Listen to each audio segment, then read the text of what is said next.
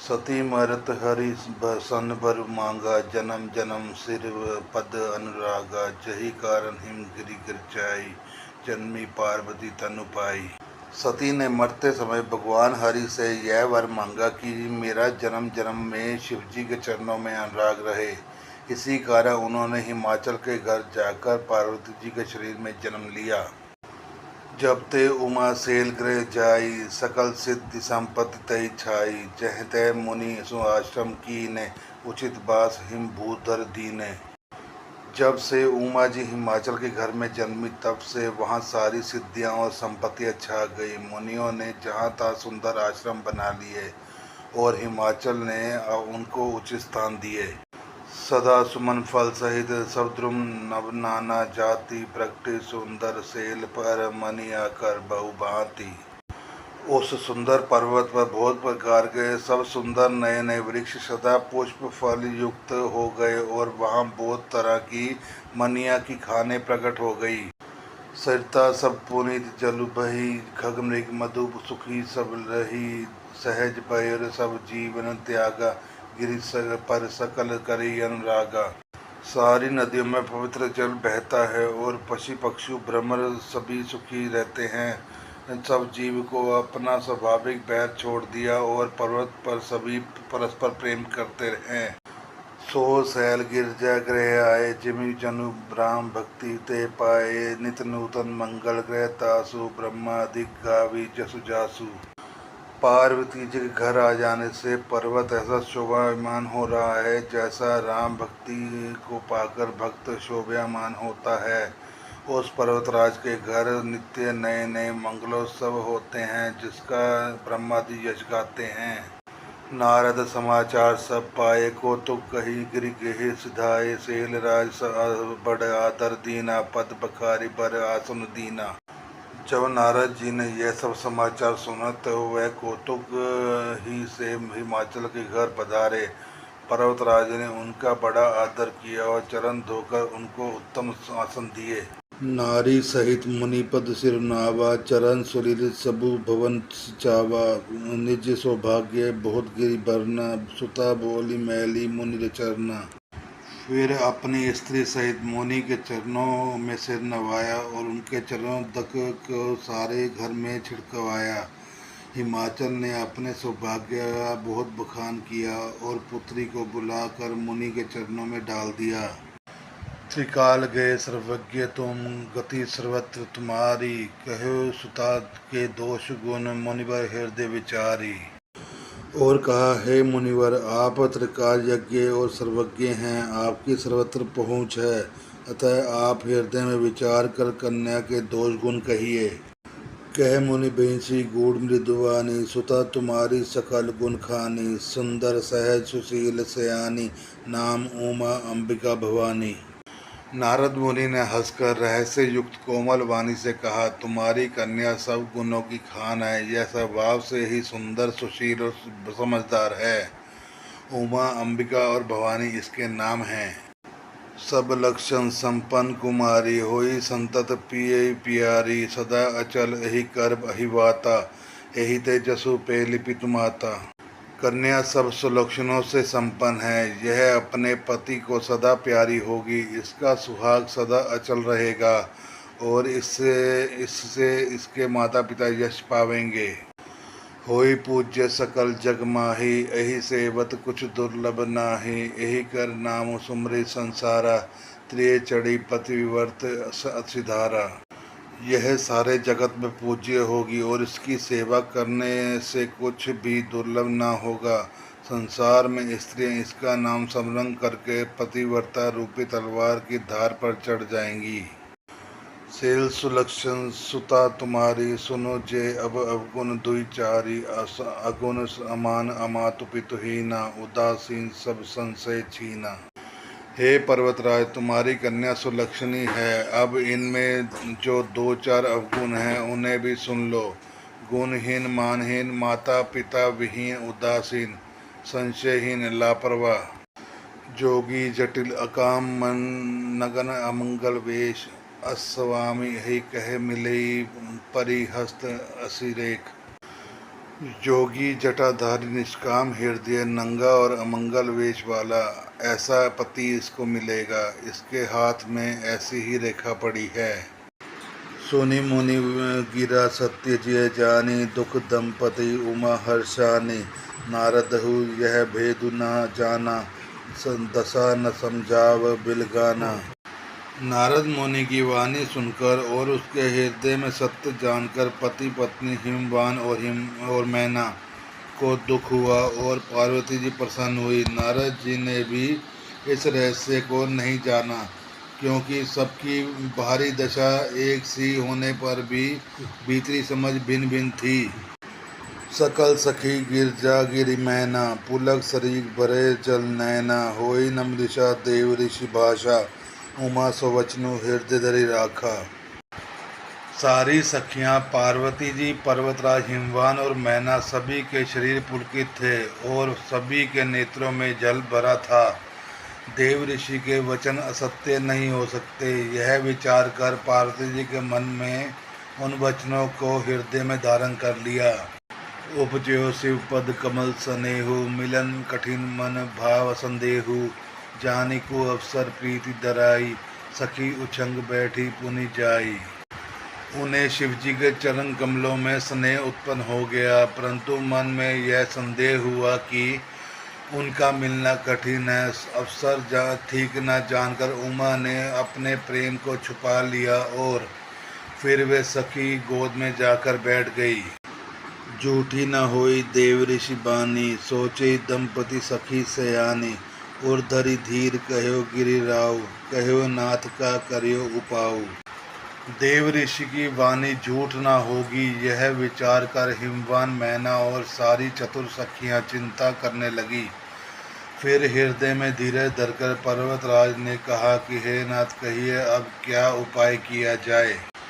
कह मुनीस हिमवत सुनो, जो विधि लिखा लीलार।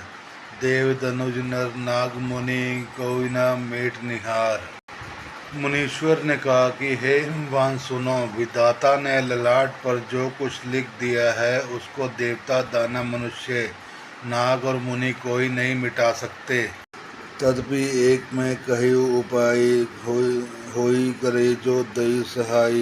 जस बरु मैं बर नहीं तुम पाही, मिले उम्मीद संशय नाही। तो भी एक उपाय मैं बताता हूँ, यदि देव सहायता करे तो वह सिद्ध हो सकता है। उमा को वर तो निसंदेह वैसा ही मिलेगा जैसा मैंने तुम्हारे सामने वर्णन किया है। जे जे बर के दोष बखाने, ते सब सिपहि मैं अनुमाने। जो विवाहु शंकर सन होई, दोष गुम सम कहु न सब कोई। परंतु मैंने वर के जो जो दोष बतलाए हैं, मेरे अनुमान से वे सभी शिवजी में हैं। यदि शिवजी के साथ विवाह हो जाए तो दोषों को भी सब लोग गुणों के समान समझ लेंगे। जो अहिसेज से अनहरी करही, बुद्ध कछु दिन कर दोष न दरही। भानु कृसानु सर्व रस खाही, तिन कहे मंद कहत कऊ नाही। जैसे विष्णु भगवान शेषनाग की शैया पर सोते हैं तो भी पंडित लोग उनको कोई दोष नहीं लगाते। सूर्य और अग्नि अच्छे बुरे सभी रसों का भक्षण करते हैं, परंतु उनको कोई बुरा नहीं कहता। शुभ और अशुभ सलिल सब वही, सुरसरी को अपनीत न कही। समर्थ कह नहीं दोष गुसाई, रवि पावक सुरसरी की नाई। गंगा जी में शुभ और अशुभ सभी जल बहता है, पर कोई उन्हें अपवित्र नहीं कहता। सूर्य, अग्नि और गंगा जी की भांति समर्थ को कुछ दोष नहीं लगता। जो असहिष्या करे नर, जड़ विवेक अभिमान। परिकल्प भरी नरक महु, जीव के इस समान। यदि मूर्ख मनुष्य ज्ञान के अभिमान से इस प्रकार होड़ करते हैं तो वे कल्प भर के लिए नरक में पड़ते हैं। भला कहीं जीव भी ईश्वर के समान हो सकता है। सुरसरी जलकृत बारुनि जाना, कबू न संत करी तही पाना। सुरसरी मिले सो पावन जैसे, इस अनिशई अंतरु तैसे। गंगा जल में भी बनाई हुई मदिरा को जानकर संत लोग कभी उसका पान नहीं करते। पर वही गंगा जी में मिल जाने पर वैसे पवित्र हो जाती है। ईश्वर और जीव में ही भी वैसा ही भेद है। शंभु सहज समर्थ भगवान, अहि विवाह सब विधि कल्याणा, दुराराध्य पे अहि महेशु, आशुतोष पुन किए कलेशु। शिव जी सहज ही समर्थ हैं, क्योंकि वे भगवान हैं, इसलिए इस विवाह से सब प्रकार कल्याण है। परंतु महादेव जी की आराधना बड़ी कठिन है, फिर भी क्लेश तप करने से वे जल्द ही संतुष्ट हो जाते हैं। जो तप करे कुमारी तुम्हारी, भाव्यो मेटि सखी त्रिपुरारी, जद्पि बर अनेक जग माही, यही कह शिव तज दूसर नाही। यदि तुम्हारी कन्या तप करे तो त्रिपुरारी महादेव होनहार को मिटा सकते हैं। यद्यपि संसार में वर अनेक हैं, पर इसके लिए शिवजी को छोड़कर दूसरा वर नहीं है। वरदायक परम तारति भंजन, कृपा सिंधु सेवक मनरंजन, इच्छित फल बिनु शिव अवराधे, लही न कोटि जोग जब साधे। शिवजी वर देने वाले हैं, शरणागत को दुख का नाश करने वाले, कृपा के समुद्र और सेवकों के मन को प्रसन्न करने वाले हैं। शिवजी की आराधना किए बिना करोड़ों योग और जप करने पर भी वांछित फल नहीं मिलता। अस कई नारद सुमरे हरि, गिरजा दीन आशीष, होई यह कल्याण अब संशय तजो गिरीश। ऐसा कहकर भगवान का स्मरण करके नारद जी ने पार्वती जी को आशीर्वाद दिया और कहा कि हे पर्वतराज, तुम संदेह का त्याग कर दो, अब यह कल्याण ही होगा। कही अस ब्रह्म भवन मुनि गयो, आगिल चरित सुनि जस भयो, पति एकांत पाई कह मैना, नाथ न मैं समझे मुनि बैना। यूं कहकर नारद मुनि ब्रह्मलोक को चले गए। अब आगे जो चरित्र हुआ उसे सुनो। पति को एकांत में पाकर मैना ने कहा कि हे नाथ, मैंने मुनि के वचनों का अर्थ नहीं समझा। जो घर बर कुल होई अनूपा, करे विवाह सूता अनुरूपा, नाता कन्या बरु रह कुंवारी, कंत उमा मम पान प्रियारी। जो हमारी कन्या के अनुकूल घर वर और कुल उत्तम हो तो विवाह कीजिए, नहीं तो लड़की चाहे कुंवारी ही रह जाए। मैं अयोग्य वर के साथ उसका विवाह नहीं करना चाहती, क्योंकि हे स्वामिनी, पार्वती मुझको प्राण से भी प्यारी है। जो ना मिली बरु गिरजा जोगु, गिरी न सहज करी सब लोगु, सोई विचारी पति करे विवाहु, जय न बहोरी होई उर्दाहु। यदि पार्वती के योग्य वर न मिले तो सब लोग कहेंगे कि पर्वत स्वभाव से ही जड़ से मूर्ख होते हैं। हे स्वामी, इस बात को विचार कर के ही विवाह कीजिएगा, जिसमें फिर पीछे हृदय में संताप ना हो। अस कई परिचरण धरि सीसा, बोले सहित सने गरीसा, पर पावक प्रगटे ससिमाही, नादर वचन अनथ्या नाही। इस प्रकार कहकर मैना पति के चरणों पर मस्तक रखकर गिर पड़ी। तब हिमवान ने प्रेम से कहा, चाहे चंद्रमा में अग्नि प्रकट हो जाए, पर नारद जी के वचन झूठे नहीं हो सकते। प्रिया सोच परिहर सबू, सुमरियो श्री भगवान, पार्वती निर्मय जही सोई करी कल्याण। हे प्रिय, सब सोच छोड़कर श्री भगवान का स्मरण करो, जिन्होंने पार्वती को रचा है, वे ही कल्याण करेंगे। अब जो तुमरी सुता परने हो, तो अस जाई सिखावन देहु, करे सो तपु जहि मिले महेशु, आन उपाय ना मिटई कलेसु। अब यदि तुम्हें कन्या पर प्रेम है तो जाकर उसे यह शिक्षा दो कि वह ऐसा तप करे जिससे शिवजी मिल जाएं, दूसरे उपाय से यह क्लेश नहीं मिटेगा। नारद वचस संगर्भ हेतु, सुंदर सब गुण निधि वृष केतु, अस विचारी तुम तजो असंका, सभी बाती संकरु अंकलंका। नारद के वचन रहस्य से युक्त और संकारण हैं, और शिवजी समस्त सुंदर गुणों के भंडार हैं। यह विचार कर तुम मिथ्या संदेह को छोड़ दो, शिवजी सभी तरह के निष्कलंक हैं। सोनीपति वचन हर्षि मन माही, गए तुरंत उठी गिरजा पाही। उमय विलोकी नयन भरे बारी, सहित स्नेह गोद बैठारी। पति के वचन सुनकर मन में प्रसन्न होकर मैना उठकर तुरंत पार्वती के पास गई। पार्वती को देखकर उसकी आंखों में आंसू भर आए। उसे स्नेह के साथ गोद में बिठा लिया। बारे बार लेती और लाई, गदगद कंठ न कछु कही जाई। जगत मातु सर्वज्ञ भवानी, मातु सुखद बोले मृदुवानी। फिर बार बार उसे हृदय से लगाने लगी। प्रेम से मैना का गला भर आया। कुछ नहीं कहा जाता। जगत जननी भवानी ने सर्वज्ञ ठहरी माता के मन की दशा को जानकर वे माता को सुख देने वाली कोमन वाली से बोली, सुनी मातु के दिख अस सपने सुनाव तो ही, सुंदर घोर सुपरिवर अस उपदेशी मोही। माँ सुन, मैं तुझे सुनाती हूँ। मैंने एक ऐसा स्वप्न देखा कि मुझे एक सुंदर गौर वन श्रेष्ठ ब्राह्मण से ऐसा उपदेश दिया है। कही जाई तपुशील कुमारी, नारद कहा सुसत्य विचारी। मातु पिताई पुनि ये मत भावा, तपु सुख प्रद दुख दोष नसावा। हे पार्वती, नारद जी ने जो कहा है उससे सत्य समझकर तू जाकर तप कर। फिर यह बात तेरे माता पिता को भी अच्छी लगी है। तब सुख देने वाला और दुख दोष का नाश करने वाला है। तब बल रचई प्रपंचु विधाता, तब बल विष्णु सकल जगत्राता। तब बल शंभु करी संधारा, तब बल से सुधरे महिभारा। तब के बल से ही ब्रह्मा संसार को रचते हैं। तब के बल से ही विष्णु सारे जगत का पालन करते हैं। तब के बल से ही शंभु रुद्र रूप में जगत का संहार करते हैं। और तब के बल से ही शेष जी पृथ्वी का भार धारण करते हैं।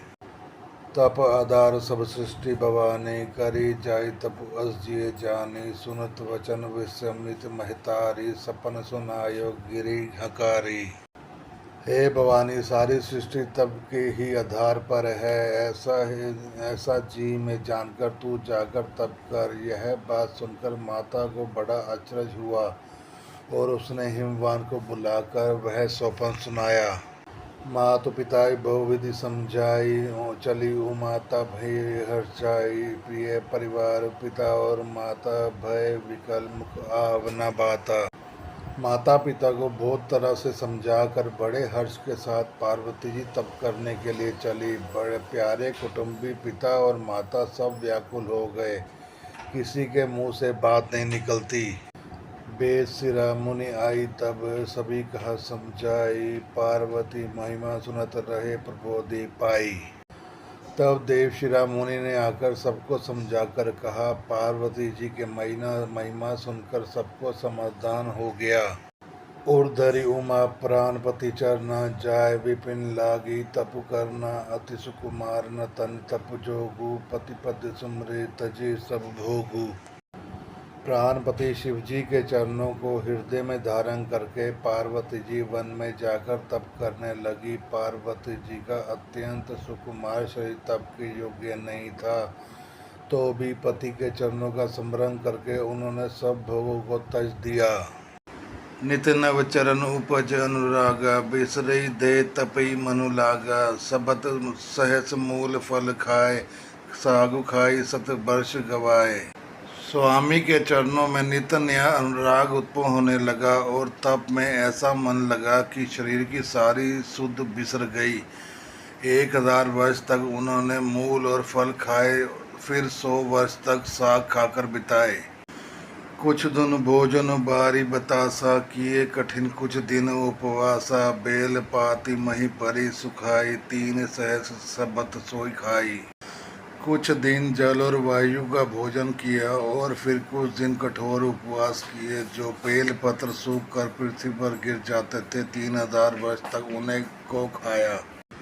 पुनि परिहर्य सुखावने अपर्णा, उमय नाम तब भयो अपर्णा। देखी उमय तब खीन शरीरा, ब्रह्म गिरा बेग गंभीरा।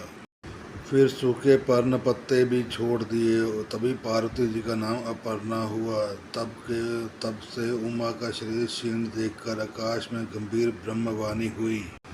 भयो मनोरथ सफल। तब सुनो गिरिराज कुमार, परिहर दुसैत कलेश सब अब मिले त्रिपुरारी। हे पर्वतराज की कुमारी, सुन तेरा मनोरथ सफल हुआ। अब तू सारे रहस्य कलेशों को, कठिन तप को त्याग दे। अब तुझे शिवजी मिलेंगे। अस्तप कहु न कीन भवानी, भय अनेक धीर मुनि ज्ञानी। अब अरुधरु ब्रह्म बरबानी, सत्य सदा संतत सुच जानी। हे भवानी, धीर मुनि और ज्ञानी बहुत हुए, पर ऐसा कठोर तब किसी ने नहीं किया। अब तू इस श्रेष्ठ ब्रह्म की वाणी को सदा सत्य और निरंतर पवित्र जानकर अपने हृदय में धारण कर। आवे पिता बुलावन, जब ही हट परिहरि घर जायो। तभी मिले तुम्हें जब सप्त ऋषिसा, जानियो तब पर नाम बागीसा। जब तेरे पिता बुलाने आवे तब हट छोड़कर घर चली जाना, और जब तुम्हें सप्तऋषि मिलें तब इस वाणी को ठीक समझना।